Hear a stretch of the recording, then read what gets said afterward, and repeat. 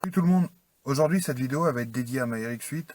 Je vais vous expliquer d'où elle vient, pourquoi, comment, les prix et ce qu'elle a comme défaut ou non. Alors pour commencer cette voiture, je l'ai achetée à Michael du groupe. Lui-même l'avait acheté avec un ami à lui. Ils l'avaient acheté tous les deux pour s'en servir de donneuse. Donc pour son pote à lui parce qu'il avait abîmé tout l'avant de sa RX8. Donc les ailes, enfin lui il avait besoin des ailes, du capot, du pare-choc, d'un des deux radiateurs d'huile qui est à l'avant et tout. Enfin il avait besoin de pas mal de choses. Et Michael avait des choses à récupérer dessus aussi. Un jour Michael me propose d'acheter cette RX8. Donc à la base elle n'avait pas de carrosserie à l'avant pour 400 euros. Et pour ce prix-là, il me mettait un avant d'une autre couleur parce qu'il avait les pièces en dispo chez lui d'une autre couleur. Du coup, désolé, il y a le border collie du voisin qui vient me dire bonjour. Du coup, il m'avait enfin, il m'avait proposé d'acheter pour 400 euros une RX8 complète, roulante, mais de deux couleurs. Moi, pas de souci, hein, ça m'a plu tout de suite l'idée. Et je croirais dans les vidéos d'Akram, il y a des chiens qui font des irruptions comme ça. Euh, donc il m'avait proposé pour 400 euros une bicolore et tout. Je dis ok, vas-y, parce que ça soit pour refaire ou vendre en pièces, de toute façon, 400 euros c'était propre. Quelques temps plus tard, il trouve sur le bon coin, ou je sais plus trop où, un avant, enfin quelqu'un qui lui vendait tout l'avant pour 200 euros. De là, il me contacte et il me dit bah voilà, je t'ai trouvé l'avant, il y avait un peu de route à faire, mais il se proposait d'aller me le chercher, de me le monter et de me faire pour 600 euros la voiture. On sait bien que j'ai dit oui, parce que peu importe les problèmes qu'elle peut avoir, que le moteur ait ses compressions ou pas, ou ce que vous voulez, 600 euros pour quelqu'un qui a l'habitude de vendre des pièces, ça se refait direct. Le cap, vous vendez le haillon, alors je sais pas combien sont les prix du marché en ce moment, mais je sais que moi quand j'avais vendu sur la S13, j'avais vendu le haillon 120 euros et encore c'était un prix d'ami. Donc vous pouvez vendre, on va dire qu'en vendant toute la voiture, vous vous retrouvez et même vous pouvez faire un peu d'argent à condition d'être un peu patient parce qu'il y a des choses qui vont mettre plus de temps à partir. Et l'avantage quand vous avez une voiture à désosser comme ça que vous revendez, c'est que certaines pièces peuvent vous servir sur d'autres voitures. Comme là, je prends, je sais pas, je dis une connerie, mais les étriers adaptés sur une autre voiture, ça fait un plus gros freinage. Il y a plein de choses qui peuvent être adaptées comme ça. Les injecteurs, par exemple, sur ma blanche et bientôt sur ma noire, c'est des injecteurs d'RX8. Voilà. Donc voilà. Quand il m'a proposé 600 euros, j'ai dit ok, pas de souci direct. La voiture, après, il a fallu la faire rapatrier puisqu'elle était du côté du Mans. Lui, il habite Angers. Et moi, maintenant, je suis en Franche-Comté. Donc c'était un peu une galère. Il se trouve qu'un jour, il avait eu besoin d'un B6, donc moteur 1.616 de la MX3. Et Jimmy, qui avait planté, enfin, ouais, qui avait niqué sa MX3, en gros, me l'avait donné. Je lui ai dit, bah écoute, comme j'étais en train de vendre des pièces, j'ai dit à Michael, écoute, on fait un truc, le moteur, bah je te le vends pas, mais en échange, tu me rapatries la RX8. Et ça, bon, donc c'était il y a plus d'un an maintenant. Et après, bon, bah, la situation a fait, Covid, tout ça, les confinements. Plusieurs fois, il s'est décommandé aussi, parce qu'il y a eu des changements de programme, des déménagements, des machins. Bref, la voiture a fini par arriver. Maintenant, ouais, ça fait quelques semaines que je l'ai. J'ai testé deux trois trucs. Donc, elle roule bien. Maintenant, on va faire le listing, enfin, on va faire le listing des choses qui ne vont pas ou que j'ai repérées. Déjà, on va commencer par la baie moteur. Il y a quelques caches et quelques fixations, quelques vis à remettre. Vous verrez, je vous ferai le montage, il manque la fixation de batterie, mais ça c'est dans le coffre, donc ça va. Il y a un peu de, il y a un peu de remontage sur certains trucs, mais l'essentiel pour qu'elle fonctionne et soit utilisable tous les jours est là. Maintenant, j'ai repéré que à chaque fois que je vais pour la prendre, elle a une petite fuite d'eau qui est légère. Alors, est-ce que c'est une durite? Est-ce que c'est le vase? Est-ce que c'est le radiateur ou quoi? Ça reste léger, c'est assez contrôlé comme fuite.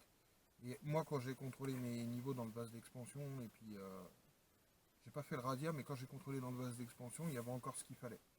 Même bien plus. Alors, est-ce qu'il y en avait trop et elle dégueulait? Est-ce que... J'en sais rien. Je surveille ça voilà, de plus près. Au niveau du moteur, au niveau du démarrage, elle démarre bien, pas de problème. Je peux pas vous dire au quart de tour non plus, parce que c'est un rototo, mais elle démarre bien, et à chaud, elle redémarre bien sans difficulté. Maintenant, j'ai eu un truc, et ça, je pense que c'est dû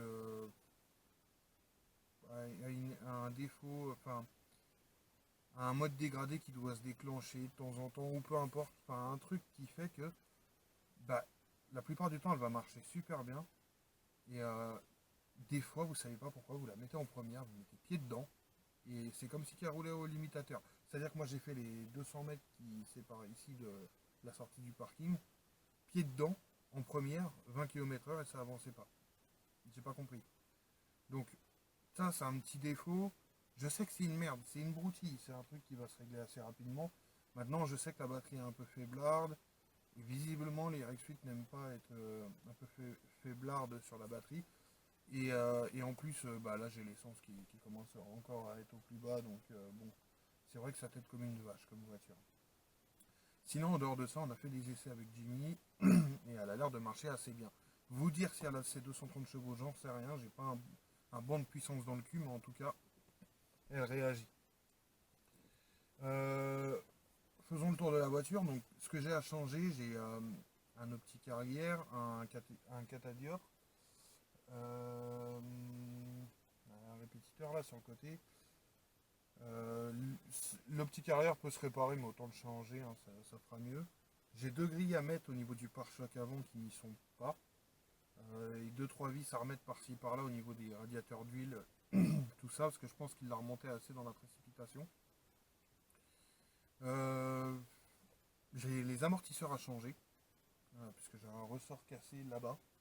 Maintenant, on l'a conduit, je veux dire, on le sent pas, voilà, il y a pas de... On a fait un peu de signeux et tout, on le sent pas. C'est pas comme sur les 323F, quand vous avez le ressort coupé, bah, vous le sentez pas spécialement, mais vous entendez que ça brinque-balle. Là, ça va, non. Qu'est-ce qu'on a sur cette RX8 à corriger? Oui, au niveau de la zapette, elle marche pas. Mais ça, je soupçonne que moi, je l'ai pété, puisque j'ai mis une pile neuve, j'ai voulu synchroniser, j'ai mis une pile neuve, ça marchait pas, j'ai renlevé la pile, j'ai remis, j'ai renlevé, et j'ai senti à un moment que le mécanisme avait pas trop kiffé. Voilà. Après, j'ai pas réussi à synchroniser la zapette, mais ça c'est parce qu'il y avait une méthode qui est bien particulière et dont je n'avais pas connaissance avant d'essayer. Ensuite, on a le plafonnier qui marche pas, donc ça doit être certainement les ampoules. De toute façon, je vais toutes les changer parce que vous verrez pare-soleil, plafonnier, tout ça, les ampoules sont bleues, même dans les contreforts. C'est horrible. Enfin, moi, je peux pas blairer ça. On est revenu dans les années 90, 2000 du tuning Fashion Furious. Vous pouvez voir aussi sur le turnover qu'il y a 3 vitres sur 4 qui sont teintées puisque la custode a été pétée et changée. Moi je m'en fous, de toute façon je vais les déteinter les vitres. Autant j'ai eu plein de voitures où je voulais le faire. Enfin, je sais pas encore, on verra. Parce que tout dépend si j'en fais une voiture tous les jours, si j'en fais une voiture de piste ou si je la revends. Pour l'instant, j'ai rien décidé pour ça. Ensuite, il m'a fourni avec dans le coffre un collecteur inox qui avait eu des soudures qui avaient pété, qu'il a ressoudé. Donc on verra pour l'installer et si ça tient. De toute façon, je compte faire un petit truc sur l'échappement et sur l'admission, juste la base.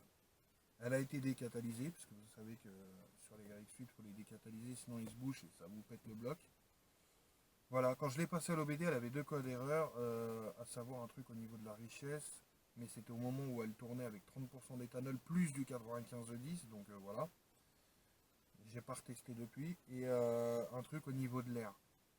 Visiblement, c'est pareil, il faudrait que je dégagerai ma pompe à air parce que d'après ce que m'a dit Michael, quand vous êtes décatalysé, elle ne sert plus à rien. Euh, donc voilà, globalement c'était les seules erreurs qu'elle avait. Au niveau du châssis, j'ai été surpris. Je vous avoue que ça fait des semaines que je l'ai et je suis pas allé sous le châssis jusqu'à maintenant. Pourquoi? parce que je pensais qu'elle était pourrie de rouille parce que c'est une version anglaise. Et ben en fait, à part les rainures, la double feuillure sur laquelle vient, où le cric vient se mettre autour, où il y a un peu de rouille de surface qui s'enlèvera très bien à la brosse métallique. Bah écoutez, le châssis, je suis allé voir en dessous, c'est propre, hein. C'est vraiment très propre comparé enfin, à ce qu'on peut attendre d'une anglaise. À savoir que cette voiture, en plus, elle a été stockée longtemps dans un jardin. Je crois qu'elle n'a pas roulé pendant, je sais plus, 5 ans, ou je sais plus combien. Elle était dans le gazon et tout. Non, franchement, là-dessus, je suis assez surpris. J'ai un petit peu de rouille de surface sous la barre anti-rapprochement. D'ailleurs, il faudrait que je vérifie si c'est bien une d'origine, puisque elle me paraît assez fine. Maintenant, c'est la première RX8 que j'ai. Et sur les MX5NC, je sais qu'il y en a plein qui les achètent, qui achètent les barres d'RX8 parce que ça se monte et qu'elles sont plus grosses sur les RX8. Alors, est-ce que le mec d'avant a vendu la barre d'RX8 et a mis une de NC à la place, moyennant un échange avec le gars, plus un peu de sous, un rajout de sa part? Est-ce que, tout simplement, non, c'est sa barre et puis c'est comme ça, mais bon. J'ai un peu de rouge, je la passerai à la brosse métallique, après phosphatant et peinture, ça va aller. Sinon, globalement, c'est à peu près tout. Il me l'a laissé avec un adaptateur pour mettre les clés USB sur le poste. J'ai le voyant moteur, mais ça, le voyant moteur, c'est parce qu'elle est des cata, hein, c'est logique. Je n'ai même pas cherché à le faire effacer, mais je m'en fous en fait, sérieusement. Globalement, c'est à peu près tout. Là, je réfléchis. Amortisseur, j'aurais certainement l'embrayage à changer parce qu'il est vraiment très bizarre. Même si on me dit que sur les RX8, il est particulier. Là, je pense que l'embrayage est un peu fatigué quand même. Euh, maintenant, j'ai pu faire. Parce que je me suis amusé quand même à essayer de faire un statique ou deux. Elles sent pas d'embrayage. Donc, à mon avis, il est fatigué, mais voilà, il peut tenir. Si je le ménage, il peut tenir un peu de temps. Maintenant, la grande question, c'est ce que je fais de cette voiture, puisque bah, c'est pas les mêmes frais que sur une 323, hein, rien qu'au niveau de taille de pneus. D'ailleurs, il m'en a mis 4, il m'a mis 4 pneus neufs sur la voiture. Rien qu'au niveau de la taille des pneus. Enfin, toutes les pièces sont plus chères, non, parce que vous avez pas mal de pièces avec les Rocoto, tout ça, qui sont super abordables et finalement ça va, mais bah, je sais pas, je sais pas quoi en faire parce que c'est une voiture qu'il faut pouvoir assumer. Et moi, clairement, voilà. Pour le moment, il n'y a pas de nécessité, mais si demain je devais m'en séparer pour subvenir à mes besoins ou à ceux de mes proches, je le ferais directement sans hésiter. Qu'est-ce qu'on a d'autre? J'ai réfléchi parce que j'ai fait un turnover avant et puis je sais plus, deux trois grilles par-ci par-là. Enfin, les grilles à l'avant là que je vous ai montré devant les radiateurs d'huile, les amortisseurs, peut-être l'embrayage, et puis un peu d'esthétique. Oui, il y a des alignements carrosserie à faire parce que quand Michael a remonté, bah, il n'est pas carrossier le métier, hein. Et donc il y a des jours, enfin il y a des ajustements, notamment au niveau de l'aile conducteur. Ça, on va chez un carrossier, même moi je les redémonte, j'essaie de les remettre bien et tout. C'est vraiment qu'il y a un ajustement à faire, donc c'est trop. Donc voilà. Donc en gros, est-ce que ça valait le coup? Moi je pense que oui, vraiment. Surtout qu'elle a été livrée à domicile. Bon après, la livraison, c'était contre le blog, donc on peut pas dire que ça fasse partie du prix, mais 600 euros, avec l'intérieur cuir noir que j'ai et tout, enfin, elle est, elle les vaut. On va dire que elle vaut pas non plus 3000 balles cette bagnole, mais elle les vaut. Maintenant, le truc qui serait à faire, ça serait d'injecter 2000 euros dedans, vraiment, pour refaire tout ce qu'il y a autour. Même si je pense qu'avec 2000, il y a largement assez. Tant qu'elle a ses compressions, refaire le côté esthétique, on balance 1000 balles dans l'esthétique, c'est bon. Et puis 1000 balles dans les parties mécaniques, à savoir l'embrayage, les amortisseurs, et puis peut-être 2-3 cils en bloc ou des conneries comme ça, hein, à voir. Ou réparer la fuite d'eau s'il y a un radiateur ou quoi. Franchement, avec des sites comme Rocoto ou quoi, 2000 euros, on en fait un truc super propre. Ce qui fait que la voiture me sera revenue à 2600 euros. Mais l'avantage que j'aurai par rapport à une voiture déjà faite, après, il faut aimer ce concept, hein. Mais c'est que bah, j'ai les optiques à changer. Ouais, il y a les optiques à changer, ça vaut peut-être un peu de monnaie, ça vaut peut-être 300 balles. Euh, bah, les optiques à changer, du coup, est-ce que je repars sur des OEM d'occasion, des OEM neufs? Est-ce que je repars sur des feux un peu plus stylés à LED ou plus récents? Est-ce que je supprime le fait que ça soit des feux type Lexus d'origine en mettant des feux un peu plus dans l'air du temps ou quoi? J'ai toutes ces options qui s'offrent à moi si vous voulez. Donc c'est pas forcément un mauvais truc des trucs à remplacer. Puisque du coup, plutôt que de les avoir, de les dégager, de peut-être pas réussir à les vendre, parce qu'il y a certains trucs qui se vendront pas, euh, et de payer pour une autre pièce de remplacement plus stylée, bah là, je les change direct, quoi. Donc voilà, donc est-ce que ça valait le coup? Oui. Ça, j'ai rien à dire dessus. Maintenant, c'est un calcul à faire sur plein de choses. Le coût du plafonnier, ça c'est pareil, c'est trois fois rien. Si c'est pas les ampoules, c'est un fusible. Si c'est pas les infusibles, c'est un relais. Parce que le ciel de toit n'a pas l'air d'avoir été démonté. Du coup, je pense pas qu'il y ait des fils de coupé derrière et tout. Il n'y a aucune raison.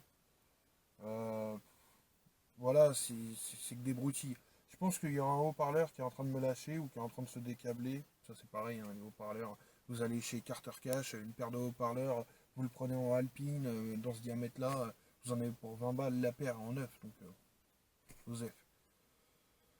Donc voilà, voilà, quoi vous dire d'autre. Il m'a laissé plein de fluides avec, des bidons. Bon, il y a pas mal de bidons de flotte, il avait prévu, parce qu'il avait 700 bornes à faire. Donc voilà, il est mieux vaut prévenir que guérir, alors à votre quoi faire. Il m'a laissé des fluides, donc l'huile à mettre dans l'essence. Il m'a laissé, je sais plus quoi, des fluides utiles pour la voiture. Donc voilà, globalement, bah, c'est une bonne affaire. Maintenant, vous avez deux écoles, soit vous la payez 3005, où il n'y a rien à faire dessus, soit vous la payez le prix que j'ai payé, et derrière, vous avez des choses à faire. Visiblement, le rebuild a été fait sur celle-là. Franchement, à chaud, elle démarre bien. Donc, j'ai pas trop de doute là-dessus. Maintenant, je vais faire. Il y a des sites qui vous permettent de retracer tout l'historique de la voiture depuis le début et tous les passages en garage qu'elle a fait et tout. Ça, je vais le faire bientôt.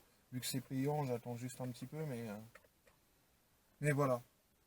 Bon, bah, quoi vous dire de plus? Rien du tout. C'était la présentation de ma petite RX8. Dites-moi dans les commentaires du groupe, là, ou même sur YouTube, hein, ce que vous pensez du concept d'acheter une voiture si peu chère et de la refaire.